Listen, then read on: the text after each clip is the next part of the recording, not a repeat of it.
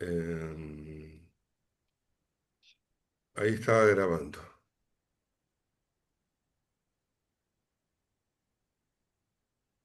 Bueno, vamos a iniciar la plática por respeto a a ustedes que ya se conectaron. Ya son 5 minutos de tolerancia.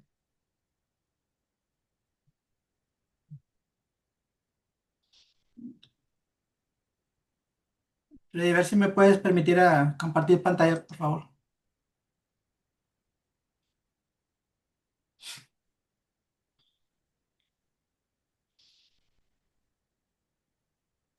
Sí, ya voy, estoy en eso. Sí.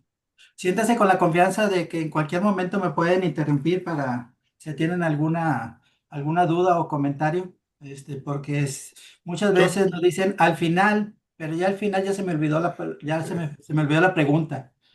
Entonces, Alfredo, mande. yo te quisiera preguntar qué significa transición, en qué Ah, se bueno. está transformando. Está cambiando el uso de suelo. Puede ser de un uso de suelo comercial Ah, de un uso de suelo industrial a uno comercial o o a algún uso agropecuario a uno habitacional. O sea, aplica perfecto, para transición que va a cambiar el uso o puede ser una reconversión.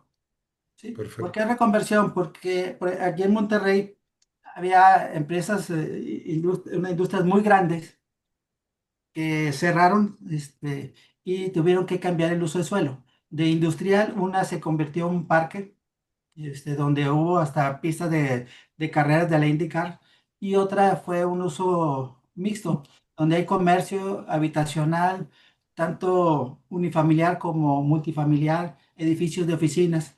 Entonces, Perfecto. a eso nos queremos referir. Ah, perfecto. ¿Cómo estás, Hugo? Hola. Ya te estaba poniendo falta. Sí. Bueno,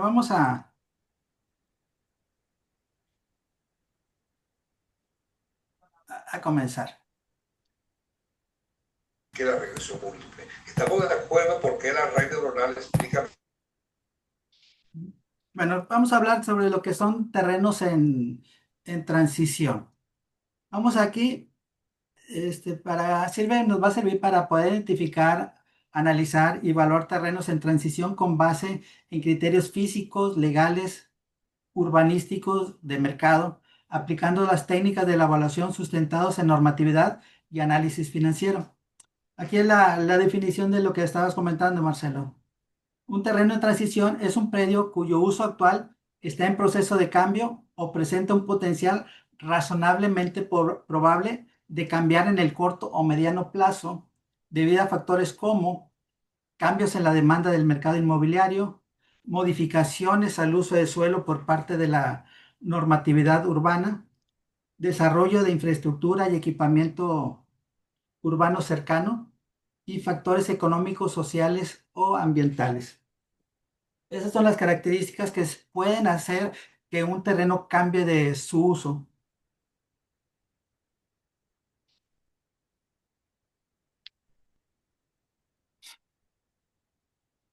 Algunas de las características principales de los terrenos en transición es que tienen una ubicación estratégica.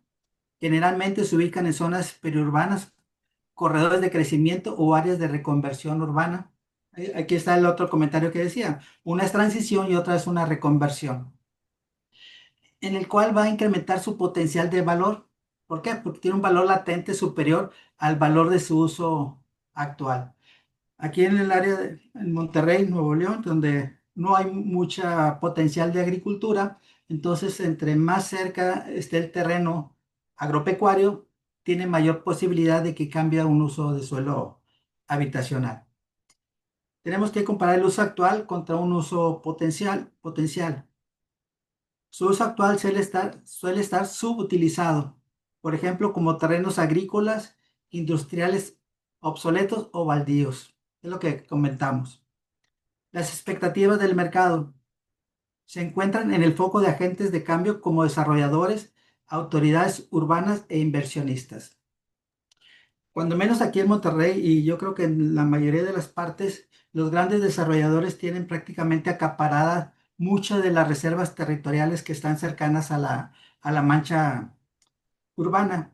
Y ellos los van desarrollando a medida que van viendo el potencial de desarrollo de cada alguna de las zonas. La normatividad flexible o sujeta a cambio. En muchos casos, el marco regulatorio permite o anticipa un cambio de uso de suelo o de densidad. ¿Qué se tiene, qué conlleva esto? A una relevancia en la evaluación inmobiliaria. Son objeto de especulación y planeación estratégica. Requieren métodos de evaluación específicos como el método residual, ya sea estático o dinámico. Se tiene que hacer análisis del mayor y mejor uso para poder fundamentar y determinar el uso más rentable y legalmente permisible.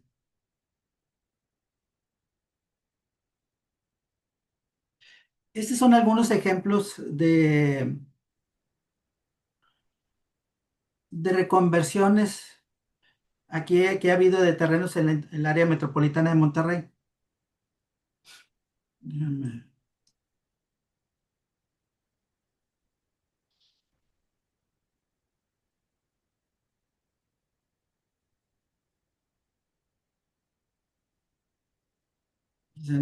no había preparado el Google Earth. Una disculpa.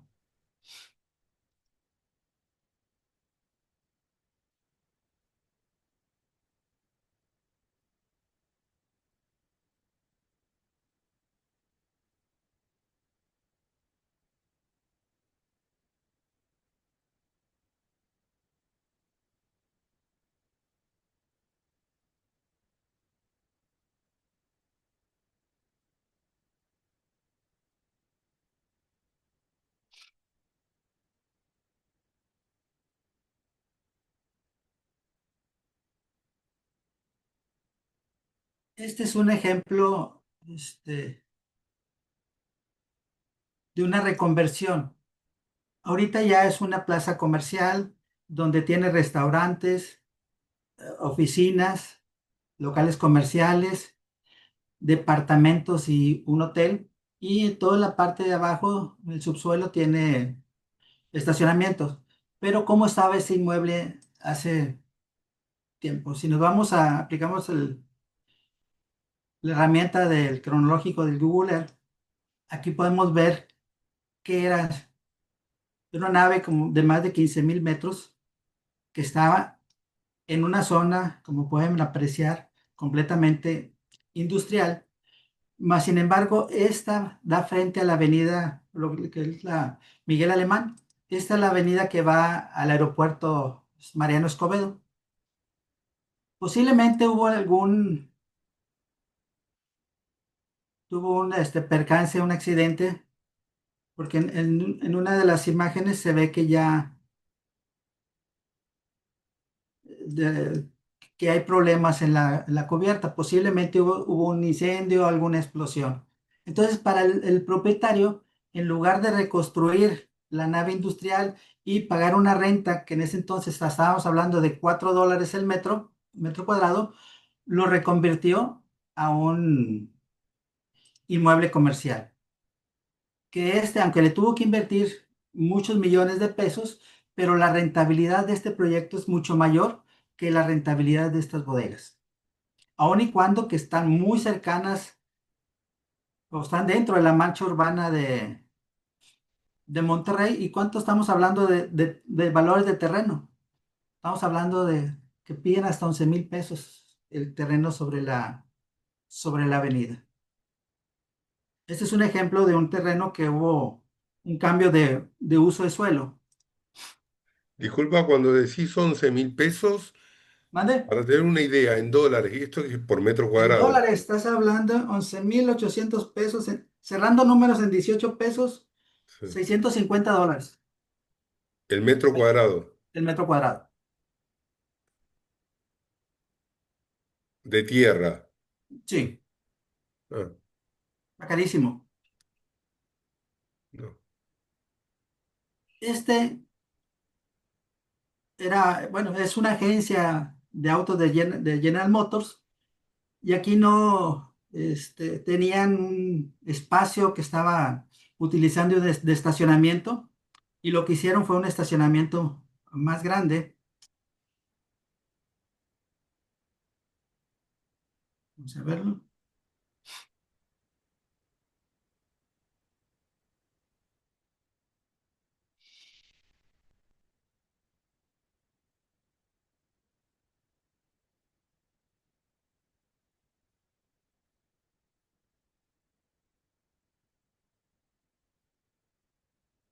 Entonces, toda esta área lo utilizaban como un estacionamiento descubierto y lo que hicieron fue un estacionamiento techado en varios niveles y como el terreno tiene muy poca tamaño, lo que hicieron fue maximizar el uso y colocaron dos rampas elevadoras de carros dentro para quitarse las rampas. Es uno.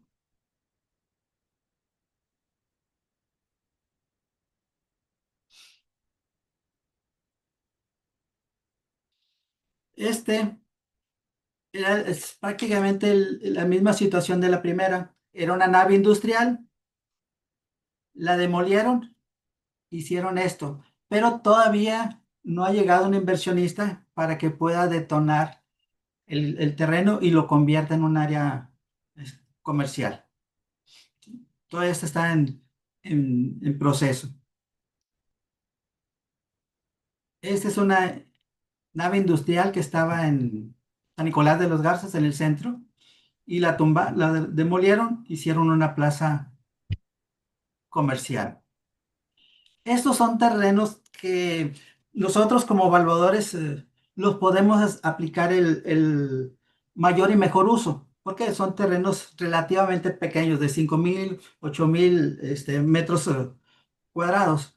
Ahorita vamos a llegar a otro ejemplo donde sí se requiere una inversión muy grande para poder desarrollarlo y para poder planear el uso. Esta era una nave industrial, la demolieron, hicieron una tienda ahorrera, una tienda de autoservicio.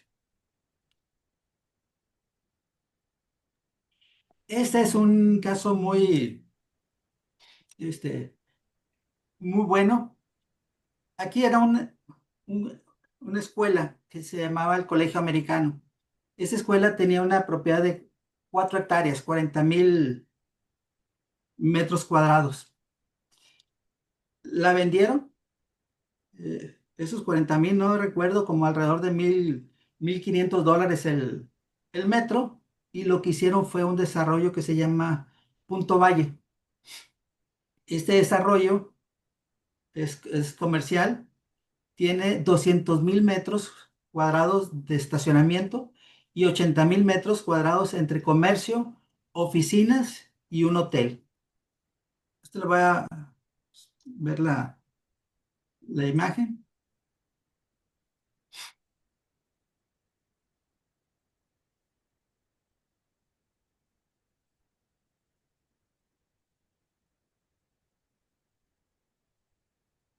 Es este.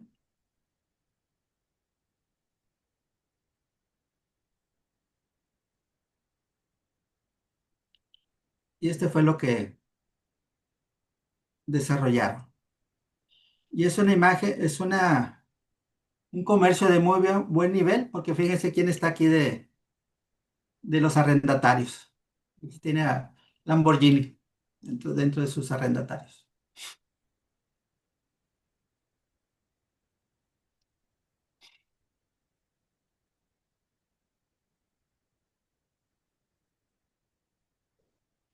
Este es otro ejemplo de un uso de agropecuario habitacional.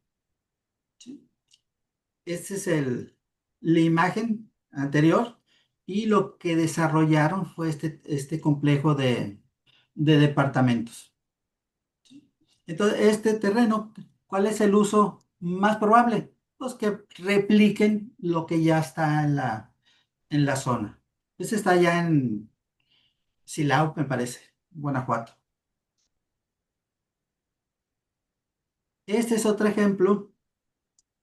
Me acuerdo eran como 25 o 26 hectáreas. Estaba una empresa que se llamaba La Moza, hacían los sanitarios. Esta es una avenida principal, es la Avenida Revolución acá en Monterrey. Demolieron toda la empresa y crearon un desarrollo comercial. Aquí hay departamentos, comercio, tiendas de autoservicio, restaurantes, locales comerciales. Te hago una consulta, Alfredo. Sí. Yo lo que veo por ahora son de una unidad se reconvierte en una unidad, pero no hay caso de loteos, o sea, de subdivisión de la parcela. Es decir, esta era toda una parcela, sigue siendo una parcela con un emprendimiento de muchas viviendas, pero de un solo, el que emprendedor fue uno solo. Ahorita sí. Por ejemplo, si hablamos de aquí no se puede subdividir. ¿Por qué? Porque es mucho más rentable manejarlo un todo que dividirlo, ¿sí? Pero si hablamos de este terreno, aquí sí se tiene que subdividir, ¿sí? Y Claro, aquí lo que se tiene que hacer es un estudio residual. Y tiene que ser un residual dinámico. ¿Por qué? Porque primero se tiene un proceso en que se crean las condiciones para hacer el desarrollo, sacan todos los permisos, todos los trámites y luego se empieza a desarrollar el terreno. Pero para desarrollarlo, pues tiene dos opciones. O hacen casas, habitaciones unifamiliares o edificios de departamentos. ¿Sí? Aquí ya tendríamos que aplicar el mayor y mejor uso para ver qué es más rentable, hacer casas individuales o hacer edificios de departamentos. Sí, adelante, Albino. Hola, buenas tardes a ¿Cómo todos. estás? Oye, Alfredo, creo que en el caso de Nuevo Sur hicieron un régimen de condominio maestro y luego sobre ese régimen de condominio maestro hicieron otros condominios y fue donde le fueron dando como que diferentes usos, ¿no? Una parte comercial y otra una serie de edificios. Creo que así lo hicieron. Mira, ahí sí desconozco porque a mí me tocó hacer ese avalúo, fue la primera vez cuando apenas estaban haciendo el desarrollo de las construcciones del comercio y no me presentaron un régimen de condominio. O sea, en su momento era un solo propietario. Posteriormente tuvieron que hacer el régimen de condominios para efectos de los departamentos y los locales comerciales para poderlos vender. ¿Sí? Pero Sí, no se hizo una lotificación, sino más bien fue un régimen de condominio. muy bien, muy bien. Gracias.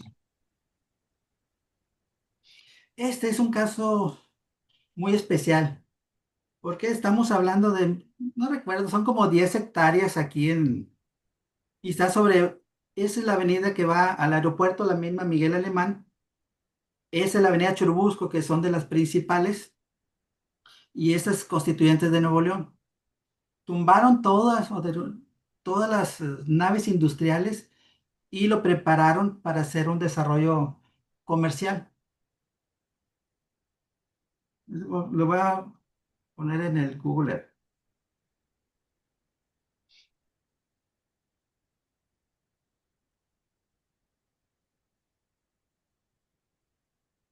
Ahí estaba la Philips, hacían focos. Focos y camas, me parece. Esos eran los dos. ¿Cuál es la problemática que tiene este terreno? Este está en lo que es Monterrey, de esta avenida hacia el poniente es Monterrey y hacia el oriente es Guadalupe. Esta es la zona que le llaman Lindavista. ¿Cuál es el problema de desarrollar este terreno? Es de que en la zona ya hay todo. Si dicen, voy a hacer un hotel, aquí hay un hotel. Si quieren restaurantes, aquí hay unos restaurantes. Aquí Aquí, acá, muchos restaurantes. Si quieres hacer locales comerciales, de lavandería, estéticas, parnicerías, de todo hay aquí en la zona. Agencias de autos, hay como 4 o 5 agencias de autos, ¿sí? Entonces, ¿qué pueden poner para desarrollarlo?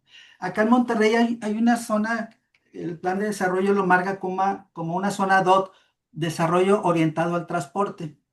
Y ahí lo que están haciendo es darle prioridad a la gente que utilice el metro o la ecovía.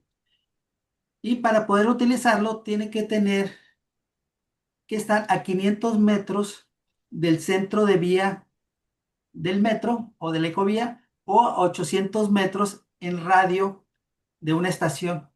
Si ustedes checan aquí, los 500, por aquí pasa esta es la estación del metro. Si hacemos aquí, nos da 780, o sea, ya se pasa eh, de la distancia para hacer DOT. ¿Qué ventajas tiene el DOT? Es de que todas las normativas se van al doble, ¿sí? El Q se va al doble, o sea, si es mayor de 2000 metros, se va a libre.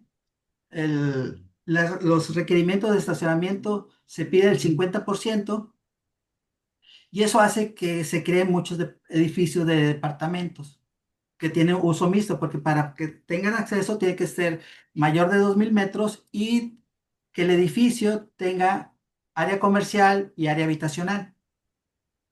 ¿Qué es lo que tiene lo hace especial? Que aquí está pasando la nueva línea del metro. Entonces, en automático, todo este terreno ya es zona DOT.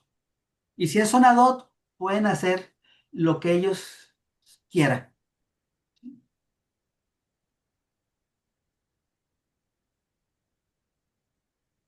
No sé si ya se alcanza a ver la construcción del metro. Aquí está. Ahí está el metro. Esta es una de las agencias que les comentaba. Gasolineras, farmacias, restaurantes.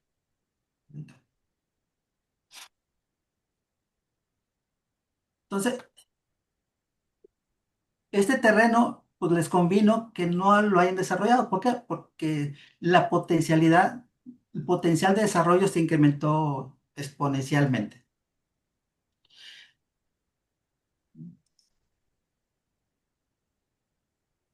Este es igual, es un edificio que era unas bodegas, hicieron un edificio de uso mixto. ¿Por qué? Porque estás dentro de la zona DOT.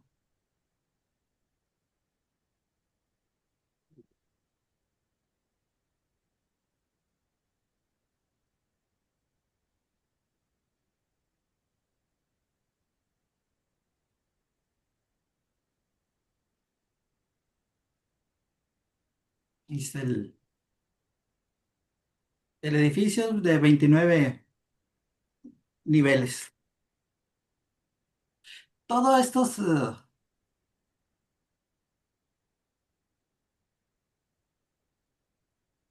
proyectos, de cierta manera, nosotros como evaluadores los podemos evaluar para poder hacer un anteproyecto y poder definir un valor en función de lo que se puede desarrollar. Más sin embargo, aquí en Monterrey hay otros desarrollos que son muy difíciles. Ese es otro, esos son iguales. Este, sí. Este terreno, lo que es el Parque Fundidora, anteriormente era una industria siderúrgica, tenían 3 hornos altos, acerera, coquizadoras y todo. Y aquí viene una pequeña historia. La empresa inició en 1900 y en 1978 pasó de la industria privada a gobierno y nomás le duró 8 años en el gobierno y la cerraron. Después el gobierno federal donó este terreno al gobierno del estado y fue lo que hicieron, un parque donde hay un centro de convenciones, hay un auditorio para espectáculos Aquí pueden ver que era la pista de carreras de la IndyCar. Aquí en su momento hicieron un parque de diversiones, lo acaba de comprar el gobierno lo tenía en concesión y lo acaba de volver a tomar el gobierno de Nuevo León. Hay auditorios. Entonces, este trabajo sí está muy difícil para que un evaluador pueda realmente ver y que tenga la información necesaria para poder poner un proyecto en este tipo de desarrollo. Aquí tenemos otro, que es Céntrica. Este terreno era una empresa que se llamaba Industrial Minera México. Lo que hacían ahí, procesaban parte de plomo, y el plomo es un material muy contaminante.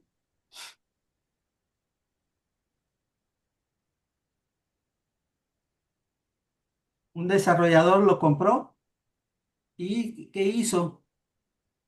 Departamentos, casas, un centro comercial, edificios de departamentos, edificios de oficinas, pero como todo el predio estaba contaminado, eh, se hicieron muchas juntas de trabajo, y lo que tomó la decisión que tomó el desarrollador fue de que en Europa, en lugar de mover el material contaminante y arriesgarse que el camión tuviera algún percance y que se cayera el material y contaminar más, lo que hicieron fue hacer unas pirámides, prácticamente los contuvieron aquí mismo. Y aquí es donde está todo el material que estaba contaminado, ¿no? Y para hacer esto, pues se llevó muchos años y para poder desarrollarlo en varias etapas y hacer un macroplan de desarrollo para poder hacer, para maximizar el valor del inmueble.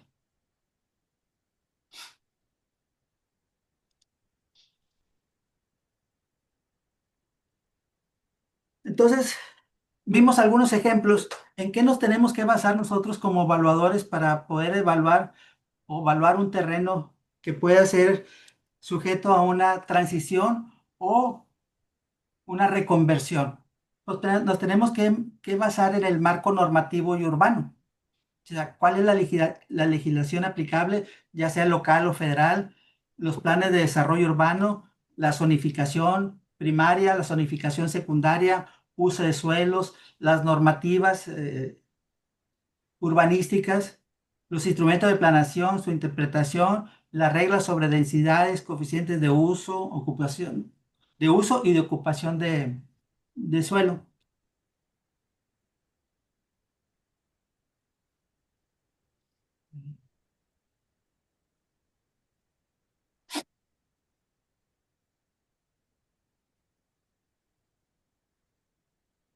Ya como aquí hay compañeros de varias partes de México y también ahora ya de Argentina y de Venezuela, este, se tienen que, nos tenemos que revisar cuáles son las leyes que se aplican en estas reconversiones o transiciones.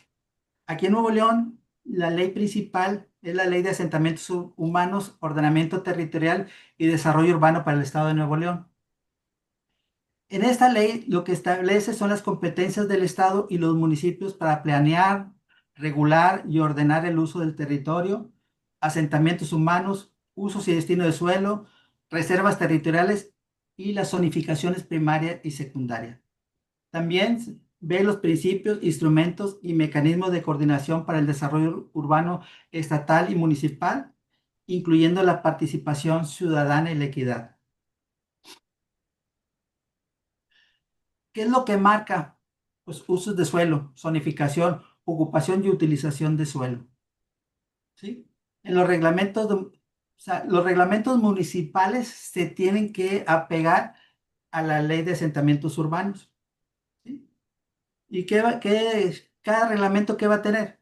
Lo que son la zonificación primaria, secundaria, cuál es el coeficiente de uso de suelo, el COS, coeficiente de utilización de suelo, el CUS, la superficie mínima, el frente mínimo, altura máxima, alineamientos, estacionamientos, densidad máxima por hectárea. También ve lo referente a las secciones viales y de diseño urbano. Se deben establecer normas técnicas para el trazo vial, secciones mínimas, andadores, arterias según jerarquía, accesibilidad, derechos de vía, espacios públicos, mobiliario urbano. Y también ve las reglas para poder que se establezcan los fraccionamientos y qué áreas se tienen que dar en cesión al municipio, ¿no? Establece también los requisitos para poder urbanizarlo. Por ejemplo, el capítulo cuarto de las vías públicas menciona que las vías principales de acceso controlado deben tener un derecho de vía de 61 metros, con dos aceras de 5 metros a cada una, y tienen que tener camellones con un ancho mínimo de 4 metros. ¿Sí? Vías principales ordinarias son también de 61 metros, colectoras de 34 metros, vías locales residenciales, un derecho de vía de 13 metros, con aceras de 2,50 a cada lado. ¿Qué significa? Que si tiene 13 metros, entonces el ancho de la calle es de 8 metros. Y eso como evaluadores ya nos da una idea del rendimiento que puede tener el terreno para hacer un estudio residual dinámico. ¿Sí? En ese es el caso de Marcelo, que comentaste, Marcelo, que se tiene que lotear el desarrollo. Déjame ver cómo. Bueno, Sí, sí, en ese caso sí. Acá en Argentina, por ejemplo, también no sé cómo serán los tiempos en México de estas habilitaciones y estos trámites, pero acá el caso más emblemático, no sé si alguno conoce Argentina, que fue Nordelta, un pueblo ciudad que se armó, el desarrollador, un tal Constantini, muy famoso, se hizo hipermillonario. Esos terrenos no tenían valor porque eran humedales, no se podía construir ahí. Lo que pasa es que él teniendo amigos en el gobierno consiguió los permisos e hizo ahora lo que es Nordelta. ujú, Y ahora tienen, bueno, problemas porque eh, eso, esos terrenos en principio no estaban aptos. ujú. Sí, y para eso es las leyes, en este caso en México o en Nuevo León, son las leyes de asentamientos urbanos, porque ahí es donde el mismo estado dice qué es lo que te debe de hacer y cómo hacer y qué estudios tienen que hacer para que se les pueda autorizar el fraccionamiento. Claro, lo que pasa es que acá cada 4 años cambia el gobierno y cambia la ley. Sí, acá los gobernadores duran 6 años y sí lo cambian, pero no cambian radicalmente. Claro.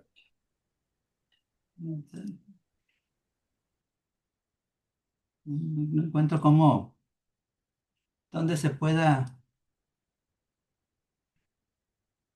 resaltar, subrayar, tachar. Es que no, bueno, a ver si acá con el zoom, anotar. Ok. Vamos a ver, aquí tenemos, se puede decir, una calle que tiene 13 metros, ¿sí? De ancho. Y tenemos lotes. Vamos a suponer que sea 7 por 15 metros. ¿Sí? Ya con el parámetro del ancho de la calle y la profundidad del lote, ya podemos sacar un rendimiento.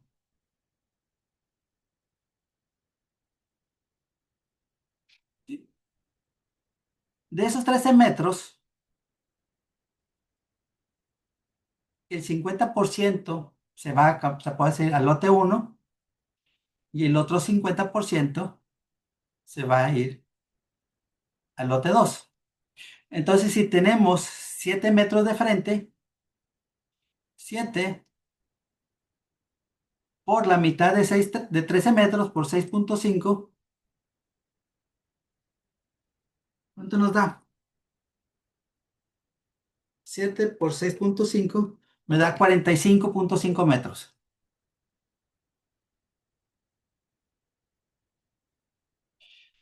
Y si eso lo dividimos entre 7 por 15, entre 105, ¿qué rendimiento me da?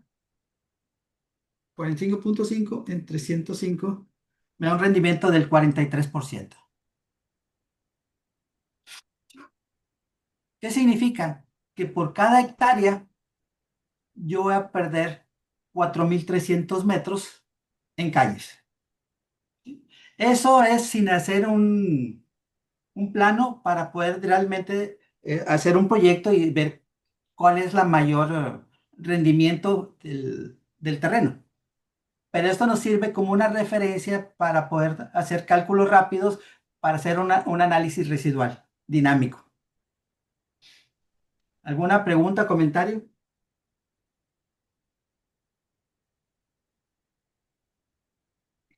Ahí te exigen, por ejemplo, acá exigen que yo además de la calle tengo que hacer los caños de recolección de pluviales, Así. toda la calle, es decir, que vaya a hacer un emprendimiento, hay todo un costo de Ah, no sí. solo la calle, todo, allá es lo mismo. Acá es lo mismo. O sea, Ah, tienes dos costos. Una es que es el costo de urbanización, que es lo que tú acabas de comentar, que es el pavimento, agua, drenaje, líneas de CFE o de energía sí, eléctrica, sí, poner un todo transformador de lo que es, luz, todo eso. sí, todo lo que es el- la urbanización. Pero ¿qué pasa si aquí tenemos nuestro terreno, nuestro sujeto? ¿Sí? Pero tenemos que sacar las factibilidades de servicios, así se llaman acá en México. Y esas factibilidades son de agua, drenaje y Claro, de energía eléctrica. Y, por ejemplo, CFE, que es la energía eléctrica, te dice, yo te puedo dar el servicio, pero mi toma está aquí. Entonces tú tienes que traer de aquí hasta acá la energía eléctrica. Agua y drenaje, me dice, ¿me está aquí? Entonces tú tienes que a tu costo llevar el agua. Y estas son las que se conocen como obras de cabecera. claro. Entonces, las obras de cabecera, que son los gastos de llevar los servicios donde dicen las empresas, Comisión Federal, Agua y Drenaje, hasta el fraccionamiento, más los costos inherentes de la urbanización.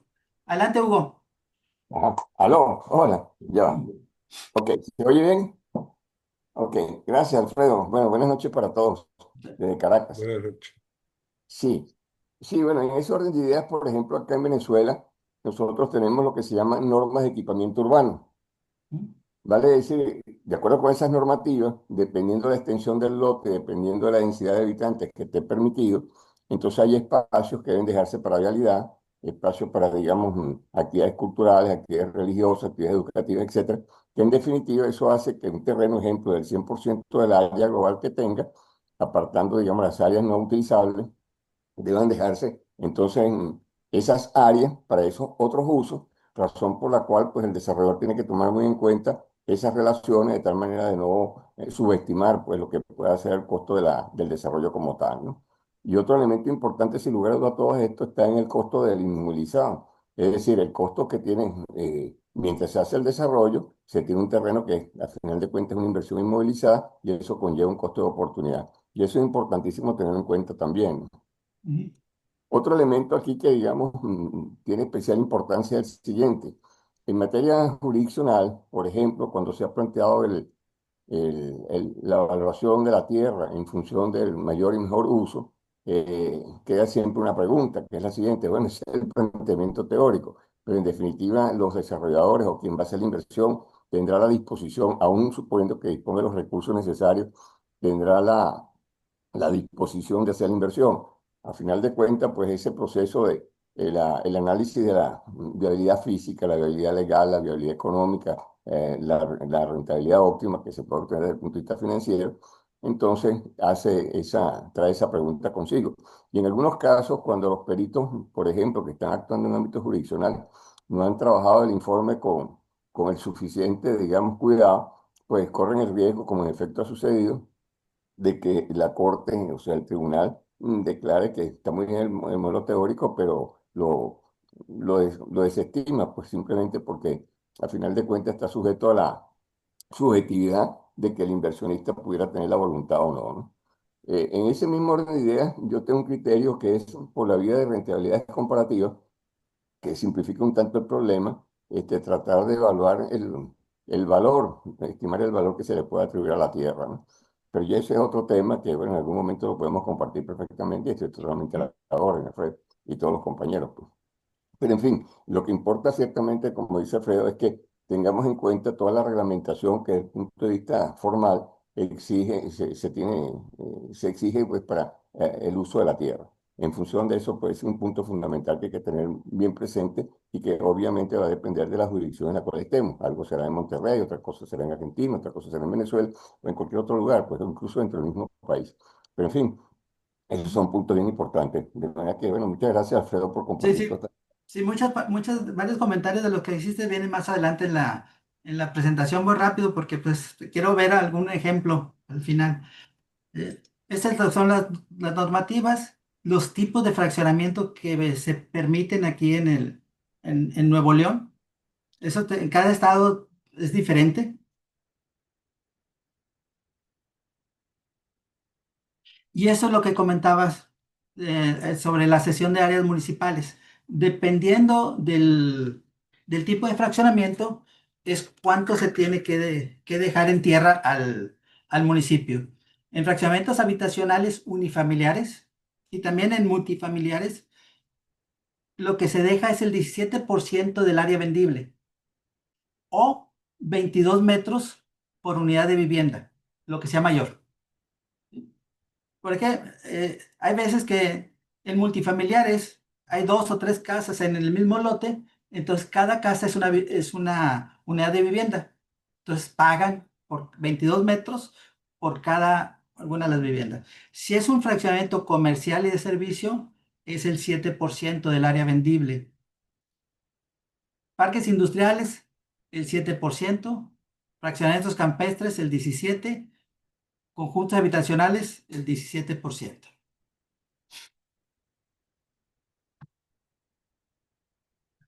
Aquí también hay algunas veces que el gobierno o el municipio permite que en lugar de que el desarrollador le deje tierra, que se la pague, ¿sí? A un valor comercial. Entonces, para eso hay situaciones en que el desarrollador tiene que llevar un avalúo hecho por un colegio de evaluadores para decirle el terreno que puede estar en un valor catastral de 100 pesos, realmente vale 1000 pesos, entonces para poderle pagar el importe justo. Si no, el gobierno va a decir, no, no me lo pagues, dame tierra.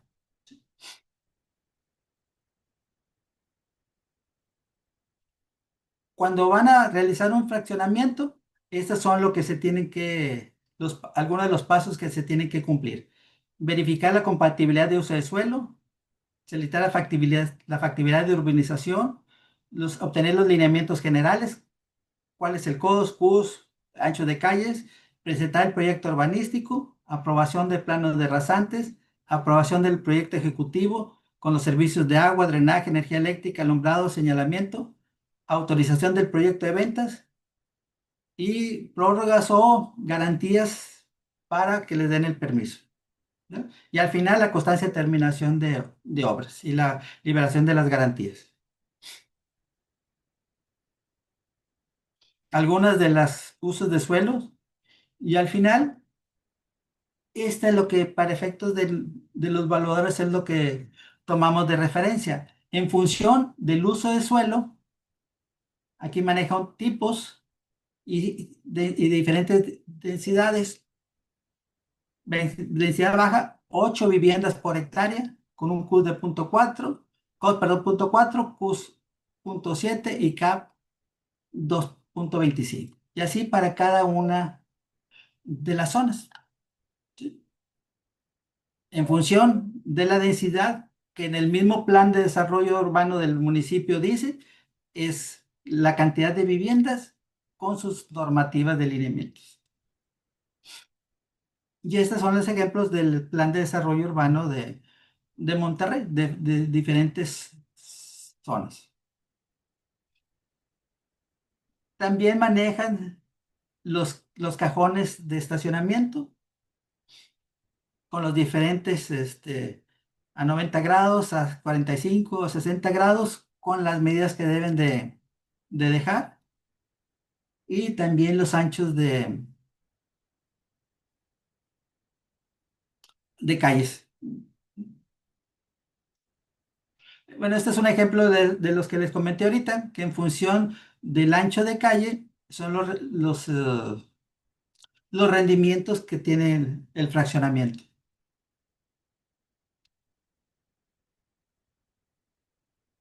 Ya con esto, ya tenemos la normatividad y ahora sí, ¿qué es lo que vamos a hacer en el terreno? ¿O qué es lo que nos permiten? Y ahí se tiene que aplicar el análisis del mayor y mejor uso.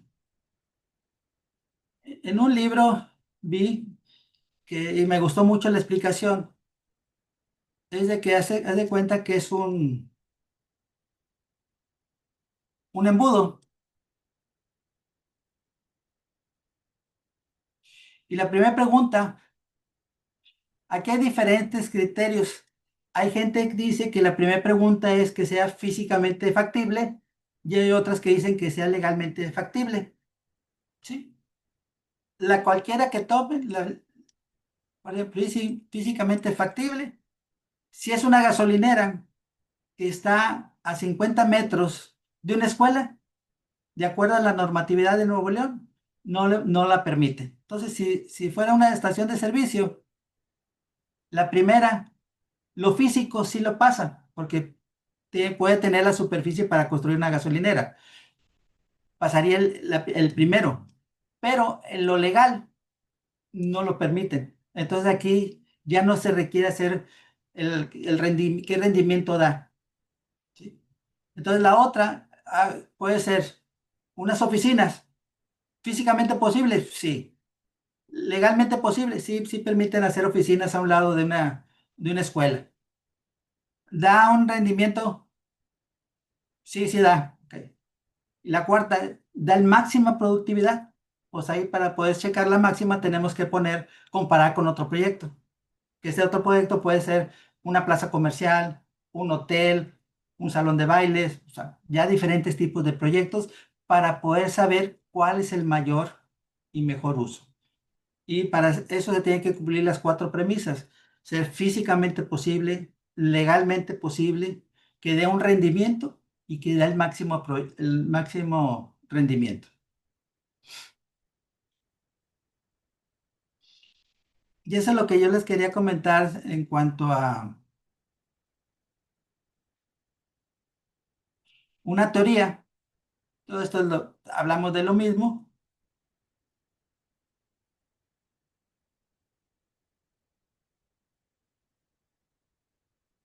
que viene siendo esto también. Si tenemos un terreno que vamos a desarrollar, pues tenemos que revisar que no haya afectaciones por derecho de vía de Comisión Federal de Electricidad. Esa es una. Que pasen ductos de gas o que pase una vía de ferrocarril. Entonces, estas son las normativas para poder calcular un derecho de paso. En el caso de CFE, lo que manda, lo voy a hacer un poquito más grande para que se aprecie.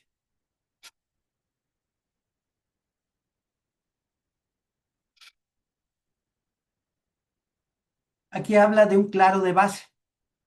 ¿Sí?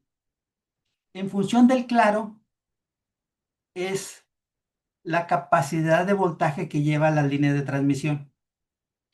Si, por ejemplo,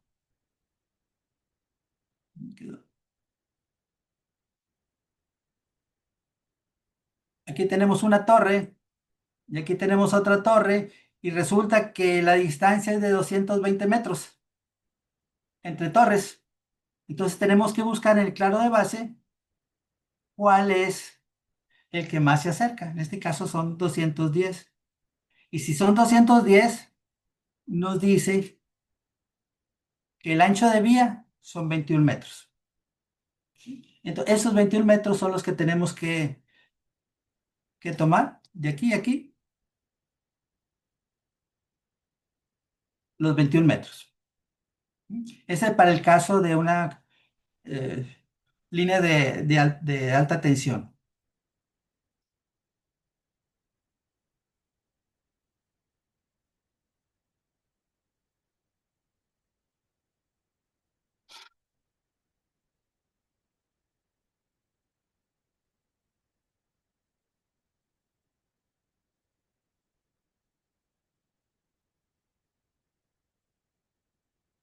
Si es lo que está pasando, son un ducto de gas, bueno, aquí están las distancias.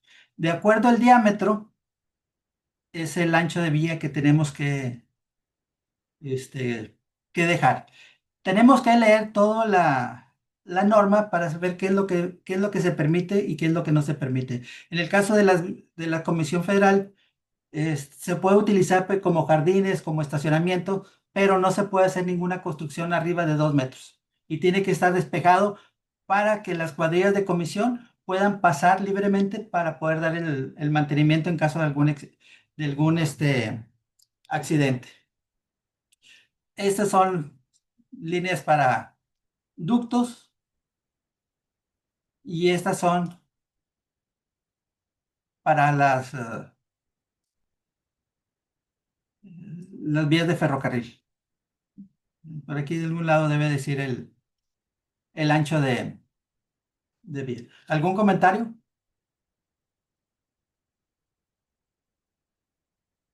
o pregunta? Bueno, qué es lo que podemos hacer nosotros a la hora de... ¿Ande? Ah, sí, Sí, ande, vos. sí, sí, sí. Un comentario que es el siguiente, ¿no? Fíjate, sin lugar a dudas que hacer un análisis del mayor y mejor uso desde el punto de vista de la valoración es un trabajo complejo y no solamente complejo per se, sino que implica conocimientos y competencias del perito, digamos, más allá de lo que normalmente se espera que tenga una persona. Ahora bien, el caso es el siguiente. En las normativas de evaluación, cuando se trata de evaluar en la tierra, y especialmente cuando se trata de hacer avalúos para apoyar informes financieros, se exige que se haga un análisis del mayor y mejor uso y que el perito en consecuencia haga los comentarios del caso y en razón de ello, pues haga su tasación. Ahora bien, hacer un avalúo tomando en consideración todas estas cosas implica un esfuerzo, implica un conocimiento, implica unas competencias que naturalmente conllevan también unas contraprestaciones apropiadas. ¿Y qué sucede entonces en el mercado? Lamentablemente, en el mercado de servicios profesionales se suele pasar por alto todas estas implicaciones. Y se supone entonces que el avalúo que tienes que pagar es en base a un baremo donde prácticamente esto no se toma en cuenta.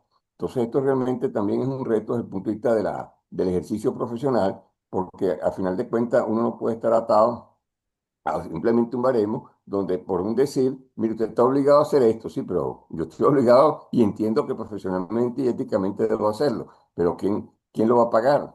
Porque esto Ujú. me implica un trabajo adicional al común de las cosas, ¿no? No es lo mismo valorar, por ejemplo, un apartamento, un departamento, que valorar, por ejemplo, esto utilizando los conceptos de mayor y mejor uso. Y ese entonces es un reto que también tenemos que tener en cuenta porque usualmente en el mercado hay mucha miopía en este sentido tanto de parte de los que solicitan los trabajos, es decir, de parte de los clientes, como de parte de los propios peritos, que pasan por alto el trabajo que eso le implica, a menos que no sepan lo que están haciendo. Entonces, eso es algo pues, que debemos tomar en consideración. Sí, eso sí, es como dicen, hay muchas veces que uno cobra barato porque no sabe ni lo que se está metiendo y hay veces que cobras barato porque sabes mucho en lo que te estás metiendo. Y ahí tienes un costo de oportunidad. Tal Bueno, cual. Yo no sé cómo levantar la mano. a ver, sí, dime.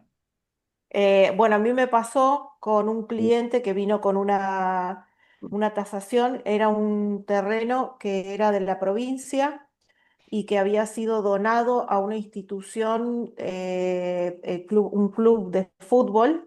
Este club de fútbol lo tuvo durante un tiempo, no lo pudo desarrollar porque las obras que había que hacer, en realidad la provincia lo que quería era sacarse de encima hacer las obras hídricas de contención de un cauce de río, y entonces se lo donó a la institución. La institución lo vendió y la empresa que lo vende, que lo compra, lo fraccionó y tenía el proyecto ya. Entonces viene a mí para poder venderlo y que la gente que le quería comprar era una especie de fraccionamiento, eran como un desarrollo industrial. A lo que voy es que el cliente, el dueño de la empresa, que es el desarrollador, viene y me dice, necesito una tasación para poder justificar el valor de venta". Yo le pedí tantos papeles, primero vino con una tasación de RIMAX. Entonces le digo, ¿y RIMAX qué le pidió a usted de documentos para poder evaluar esto que usted me está pidiendo? No, nada. Me pidieron la imagen de Google de arriba y listo. Entonces yo le pedí un montón de papeles más, estuvimos como 10 días pidiendo papeles para poder trabajar, porque yo necesitaba saber, después tuve que ir al lugar, ver que realmente no había estudio de suelo, no tenían ni idea de cómo iban a reencauzar el arroyo. Entonces, todo este trabajo adicional yo lo cobré adicional y se lo expliqué de entrada al cliente.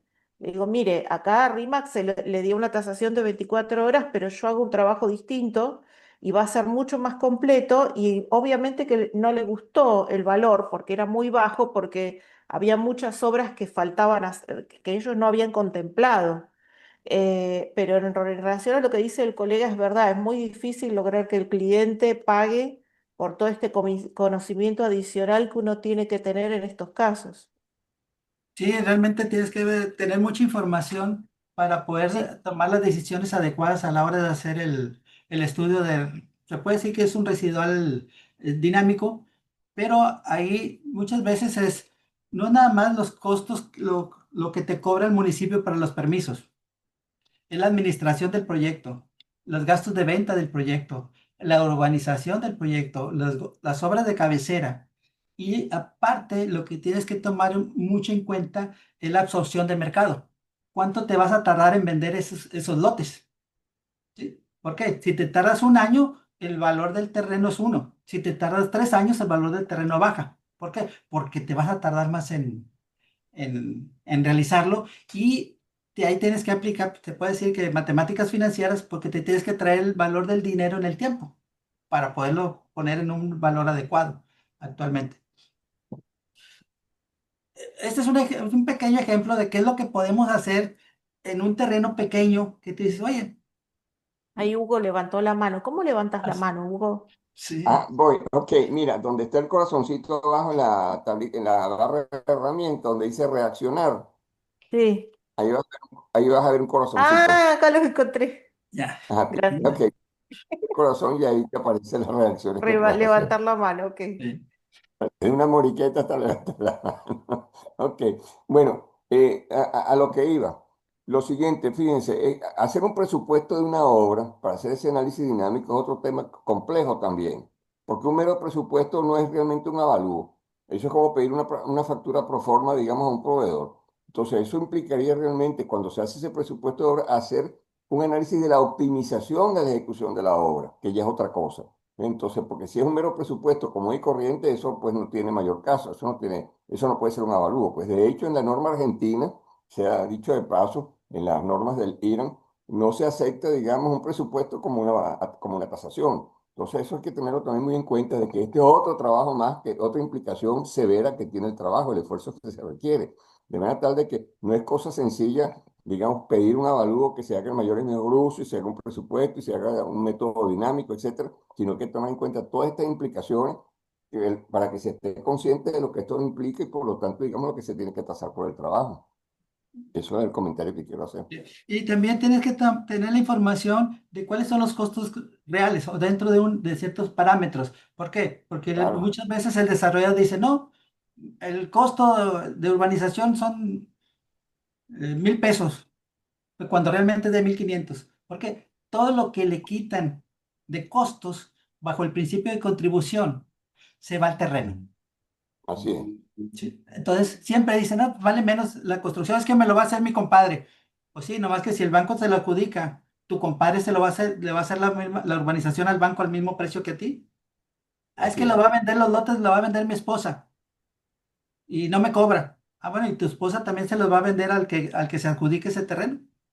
Pues no, entonces tenemos que aplicar los valores correctos, tanto de administración, de venta y de urbanización. ¿Sí? Este es un pequeño ejemplo, porque mucha gente dice, o me tocó un caso de un amigo, que estaba evaluando un terreno en el centro de una ciudad. Y me dice, no, es que yo me basé nada más en el puro mercado. No te puedes basar en un mercado en el centro porque hay muy poca disponibilidad de terrenos vacantes o vacíos en el centro de las ciudades. ¿Sí?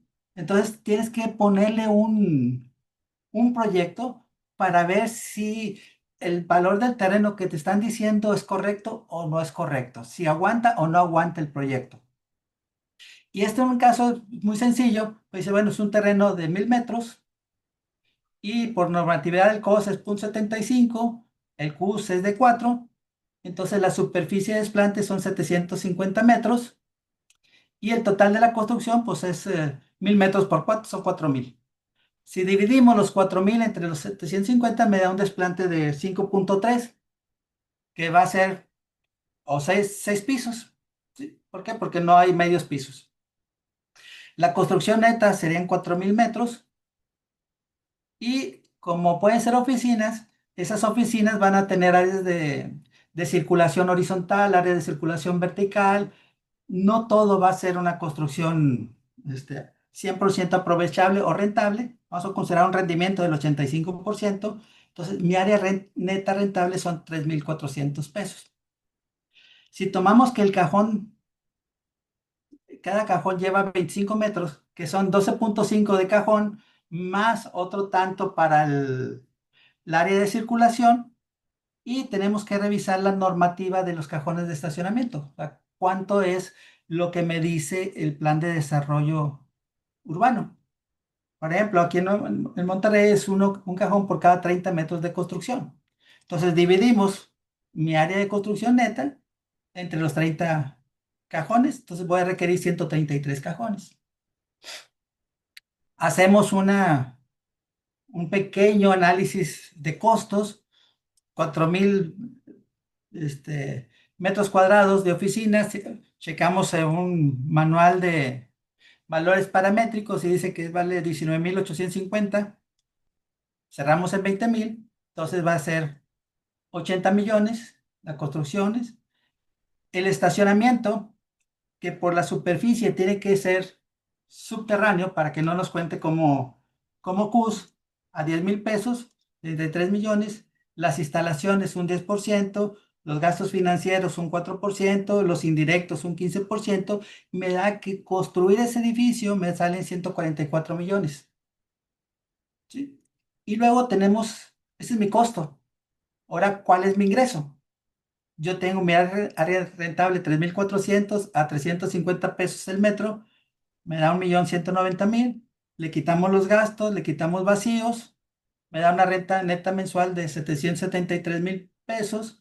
Lo multiplicamos por 12 años, 12 meses, perdón, me da una renta anual de 9 millones y aplicamos una tasa de capitalización de 4,69, me da un valor del ingreso de 197 millones. Entonces, tengo mi ingreso 197, le quito la utilidad del desarrollador, le quito los costos y me quedan 13 millones. Esos 13 millones lo divido entre mis 1,000 metros de terreno y me da que el terreno vale 14,000 pesos el metro. Ese es un ejemplo de cómo podemos hacer el trabajo para poder valorizar un terreno que no tenemos muestras de mercado. Ahí, perdón, Sí. Alfredo, se me, a mí no se me va el tema de las cuentas. Eh, Nosotros, por ejemplo, manejamos el concepto de incidencia, o sea que cada metro cuadrado nuevo a vender, la tierra incide entre un 20 y un 25% Ujú. de lo que va a ser el valor final del metro cuadrado terminado. Sí. ¿Están en ese orden? O sea, Bueno, acá depende de la ubicación. O sea, si estás en una zona, puede decir que nivel socioeconómico medio, el terreno puede andar del orden de un 15 a un 18%. ¿Sí? barato. Pero cuando estás en un terreno, en una zona de alto nivel socioeconómico, el terreno se puede ir hasta un 25, un 30, un 35%. Ah, igual que en Argentina. ¿Sí? En el caso, por ejemplo, de los hoteles, el, si hay un método que dicen los gringos, los americanos, la regla de dedo, es de que el hotel vale, o cada habitación del hotel vale 1000 veces su tarifa promedio. ¿Sí? Entonces, si tenemos la tarifa promedio, lo multiplicamos por 1000, ¿sí? Me va a dar el costo de habitación, lo multiplicamos por el número de habitaciones y ya vamos a tener un valor estimado del valor del hotel. ¿Sí? Y ahora sí, el, se puede decir que el valor del terreno en un hotel es aproximadamente el 18%. Y ahora sí, Perfecto. entonces ya puedes, es lo que los americanos le llaman un método de asignación. ¿A cuánto le voy a asignar, a qué porcentaje le voy a asignar el valor del terreno? Perfecto. ¿Sí? Entonces, este 4,69, ¿de dónde sale? Pues eso es lo que le llaman una... Hacia adelante, Hugo. Ok.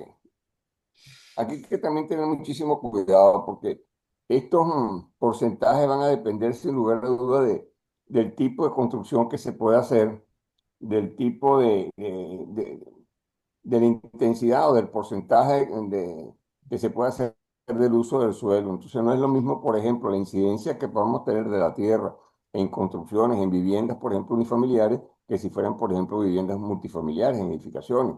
No es lo mismo hoteles de segunda clase o de tercera categoría que hoteles de primera. Entonces aquí hay que tener cuidado también con esos indicadores, en grosso modo, para tener idea de cuánto puede ser realmente la incidencia del valor de la tierra, a menos que se tenga estadísticas suficientemente confiables y para casos muy particulares o para casos que cumplen con ciertas características, ¿no?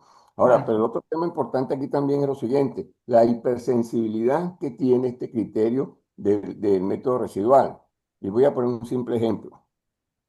Supongamos que nosotros asumimos que un desarrollo puede tener un precio final de venta de 100 unidades monetarias por metro cuadrado y que la incidencia de la construcción, ejemplo, es del 80%.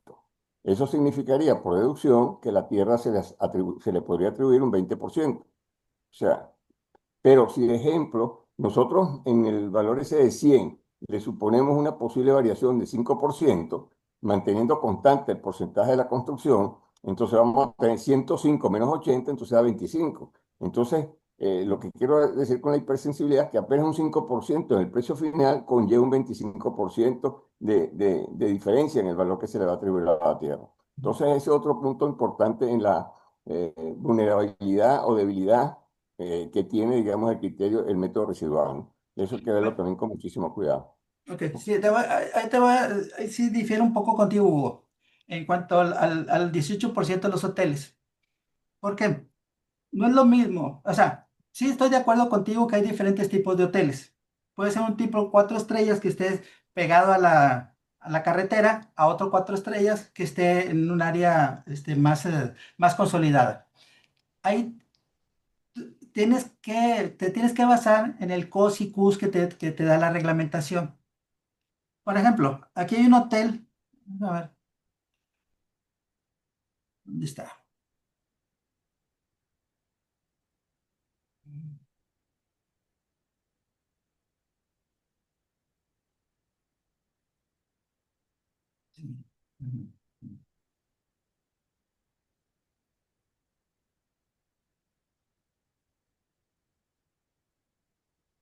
Déjame encontrar el hotel.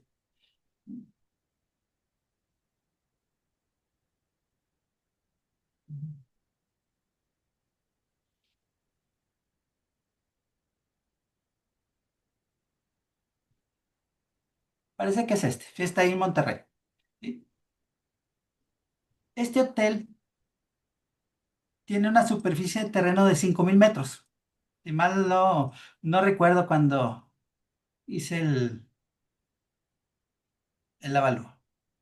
9,000 metros. ¿Sí? Entonces, ¿qué significa?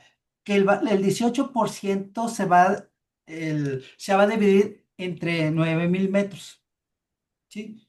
Te va a salir un valor unitario menor que otro que está en la zona valle. ¿Sí? Pero el rendimiento que tiene ese terreno, si acá estamos hablando de 1,5, en la zona valle va a ser de 5. Entonces tú requieres menos metros para construir la misma construcción.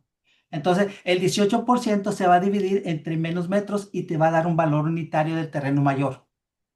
¿Sí? O sea, el 18% se sigue manteniendo constante porque lo que vas a tener es el diferencial de superficie para cumplir con la normatividad. No sé si me expliqué. No, sí, Sí, perfectamente. sí. ¿Mm? ¿En qué me...? Bueno, entonces, en lo que estábamos comentando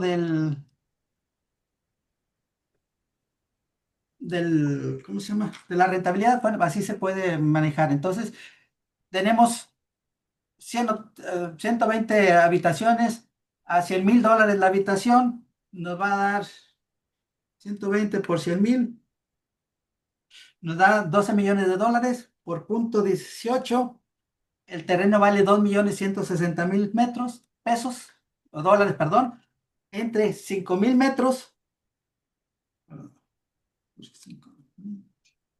entre 5,000, me da que el valor del terreno vale $432.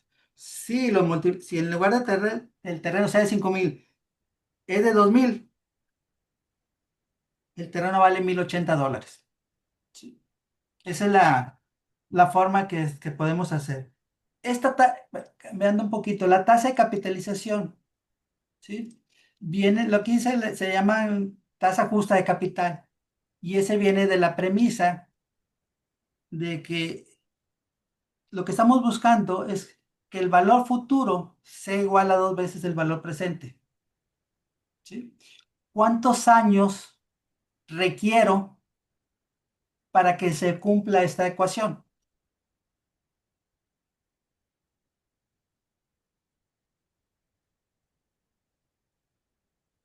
Esta es la fórmula. ¿Sí?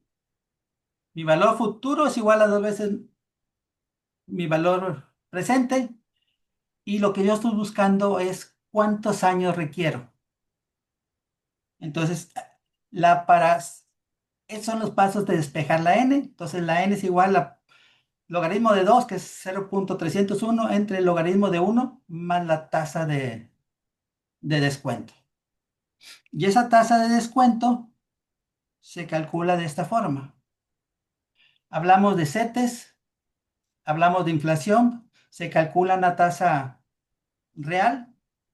Con esa tasa real se calcula una tasa de amortización, que aquí hay dos vertientes. Una entre la vida útil remanente del inmueble, y la otra es que se tope en 25 años. ¿Sí? Y la beta ponderada. La beta en México se puede calcular con las diferentes fibras que son fideicomisos de rentas, y sacamos una beta que es el riesgo sistemático.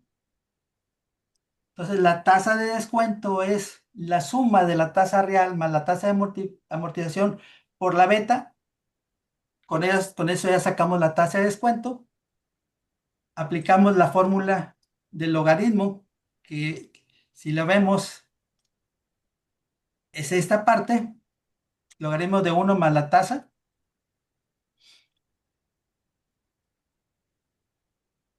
Y aquí ya estamos aplicando 0,301 entre el logaritmo de 1 más la tasa, nos da que la inversión se recupera o se da otra vez, se requiere 21 años.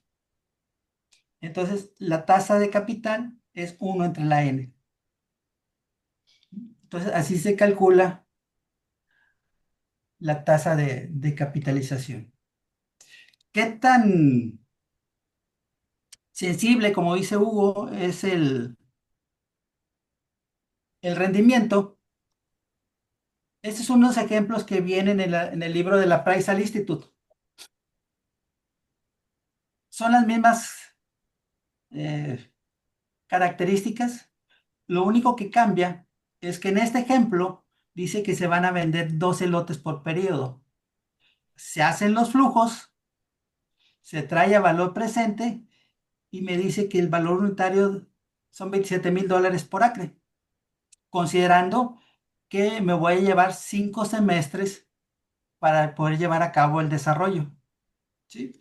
¿Qué pasa si en lugar de llevarme 5 semestres, me llevo 9? El valor cae a $12,000 el acre. Ese es el grado de sensibilidad de un análisis residual. Y con esto, si ya estamos en preguntas, porque era de una hora, ya llevamos casi hora y media. Felicitarte, Alfredo, Espero por que, tu espero que les haya exposición. gustado. Felicitarte por tu exposición, Alfredo. Gracias, Marcelo. Adelante, Hugo. Sí, el tema también bien importante es la tasa de inflación, o sea, el cálculo de la tasa real, que usualmente se cae en el error de que la tasa real es simplemente lo que sería, es decir, que la tasa a utilizar a los efectos de hacer el análisis financiero, el análisis del cálculo financiero, utilizan la tasa real más la inflación, cuando de verdad debería ser el producto. Hay que tener mucho cuidado porque se suele Sí, caer en ese error de suponer que la tasa real más la inflación es la tasa aparente que debe utilizar, cuando en realidad debe ser el producto, ¿no? El efecto cruzado, pues la inflación con la tasa real. Vale decir, uno más la tasa real por uno más la inflación y luego se le deduce el uno. No sí, sé si me sí. Eso no entiendo. Yo soy de Argentina. ¿Qué es la inflación? Acá nunca Mira, tuvimos. aquí, bueno, aquí bueno, está la fórmula de la tasa, como dice Hugo, es tasa libre de riesgo menos inflación entre uno más inflación. Aquí tenemos que tenerla, o sea, tenemos que tener bien claro que no podemos mezclar. Si estamos hablando, si estamos utilizando tasas reales, ¿sí? No podemos mezclar, agregarle la inflación. O sea, estamos a tasas reales, estamos hablando a pesos constantes, entonces no, yo no estoy aplicando ningún factor adicional para de para una inflación, por la de acuerdo. inflación, ¿sí? ¿Por qué? Porque si aplicamos tasa constante o pesos constantes, todo es constante. Ventas y costos. Si aplicamos la, pesos corrientes, entonces sí entra la variable de la inflación. Como estos avalúos se hacen para efectos de una garantía de crédito como un crédito puente, nosotros no sabemos cuál va a ser el éxito del desarrollo, ¿sí? Y lo que sí se ha visto es de que empiezan a desarrollar la parte trasera del terreno y a medida que va teniendo éxito se van acercando a la avenida. ¿Para qué? Para que el valor del terreno se vaya incrementando. Pero nosotros no somos adivinos para ver qué tanto va a ser el éxito. Entonces nos vamos se puede decir, conservadores para aplicar tasas reales. Y tenemos que dentro del avalúo, como tiene que ser autosustentable, tenemos que decir en qué nos estamos basando. En el mayor y mejor uso, explicando las 4 premisas. ¿Algún otro comentario? Bueno, yo diría que hay mucha tela que cortar y mejor que no siga Ande, pensando sí, en los comentarios, pues, si no nos agarra el año. Ok. sí, sí.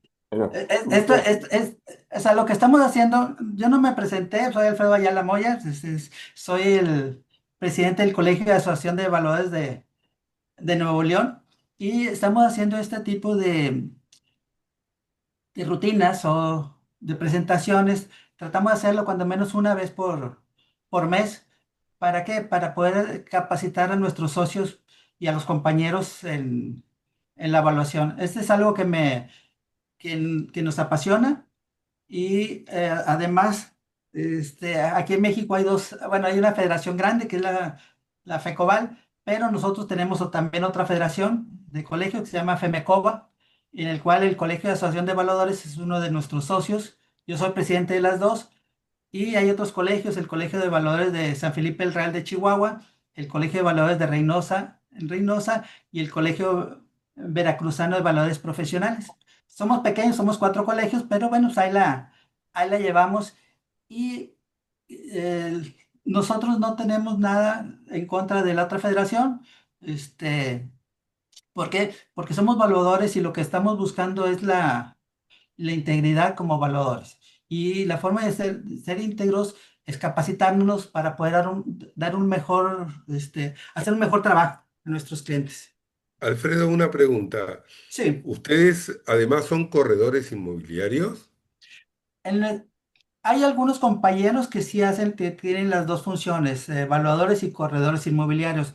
En nuestro caso, no, nos dedicamos únicamente Ok. a la evaluación. No me presenté, no leí un currículum, pero tengo 8 posgrados en evaluación.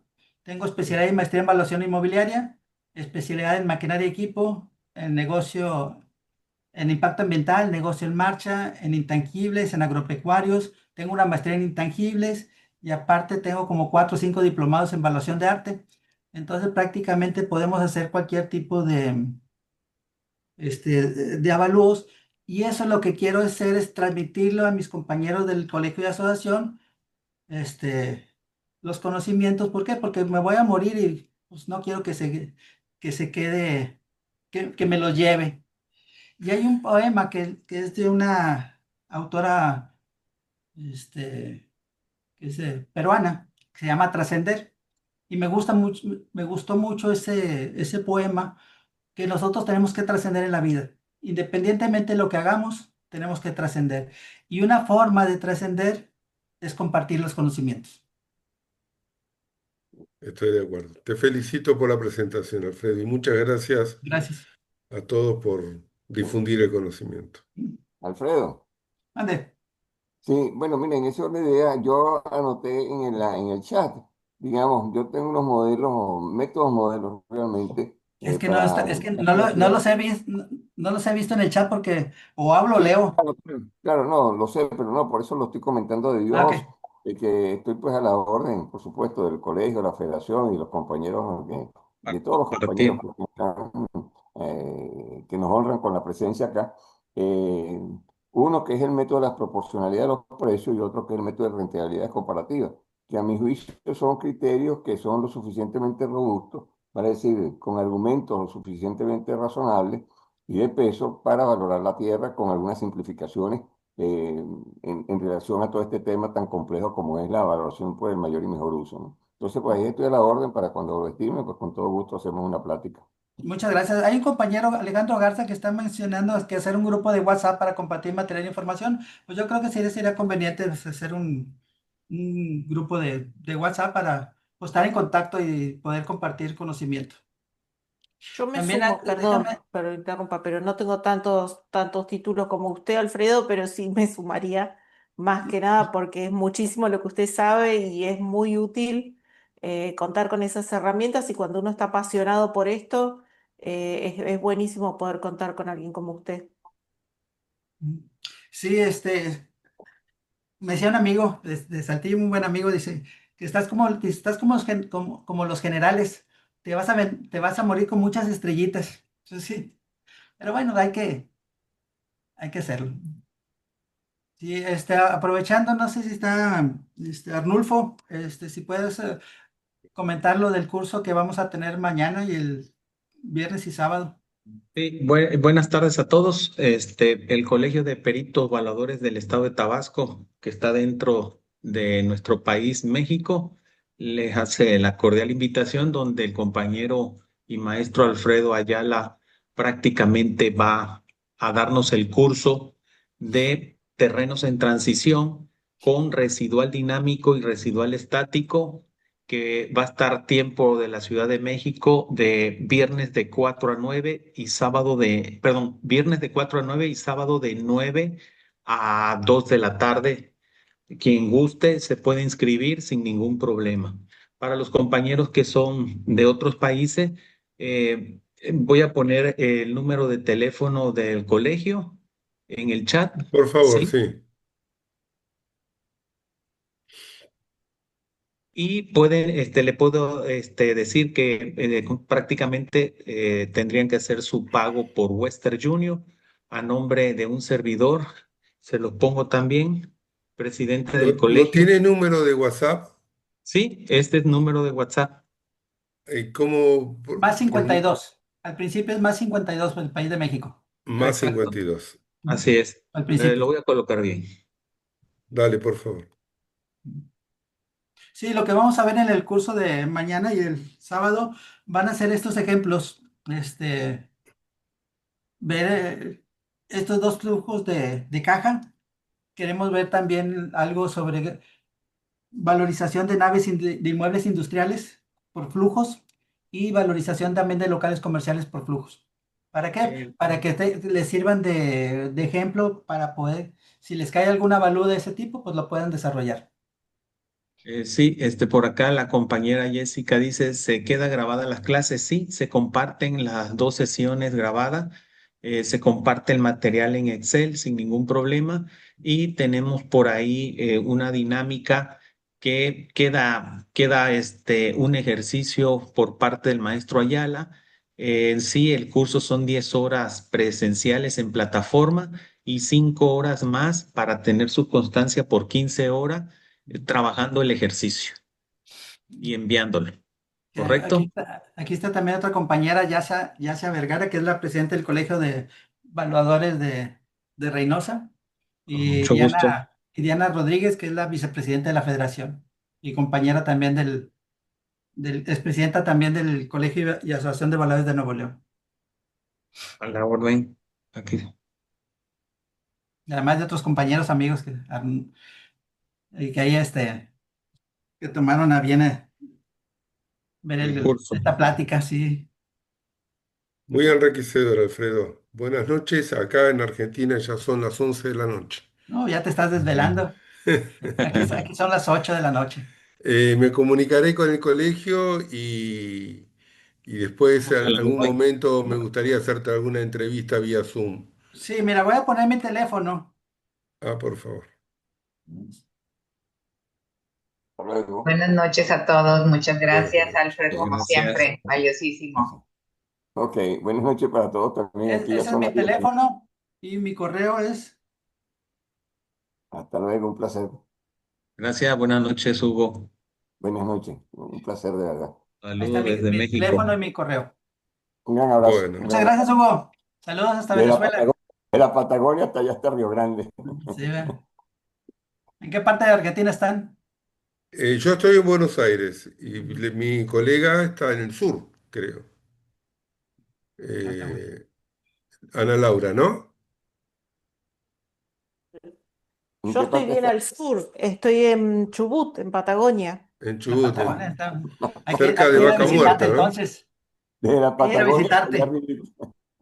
Ok. Estamos Patricia Toscano también de Buenos Aires. acá estamos con las ballenas a full. Ah, Ok. Muy bien. Es época de ballenas. Ah, muy bien. Espero que les haya gustado la plática, que hayan cumplido las Muy lindo, expectativas. sí, sí, muy bueno, muy bueno. un Ok. gusto. Hasta Un luego. placer.